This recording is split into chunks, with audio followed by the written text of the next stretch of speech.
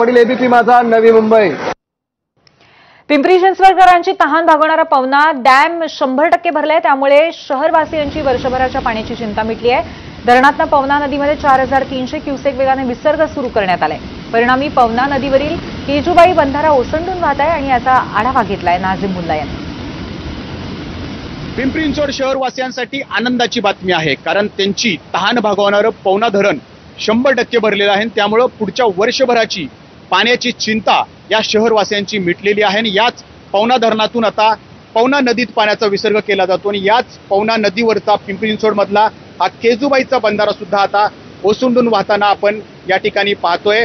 कालपासून पावसानं चांगला जोर लावलेला आहे, त्यामुळे हे पवना धरण ऑगस्ट महिन्यातच 100% भरलेलं आहे आणि आता आज सकाळी 10 वाजल्यापासून या पवना नदीमध्ये 4300 क्युसेक वेगाने पाण्याचा विसर्ग जो आहे तो या ठिकाणी सुरू आहे आणि याच नदीलगतच्या सगळ्या परिसरामध्ये सुद्धा पावसाचा जोर चांगला आहे। त्यामुळं ही पवना नदी दुथडी वाहतीये। परिणामी हे केजुबाईचा बंधारा ओसंडून वाहतोय।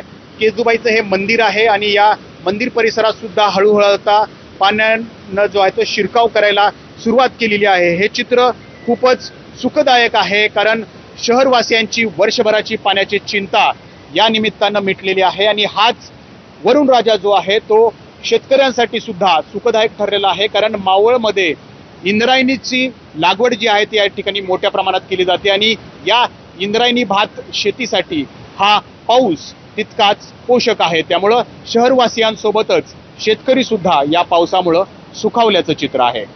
नाझीम मुल्ला, एबीपी माझा, पिंपरी चिंचवड।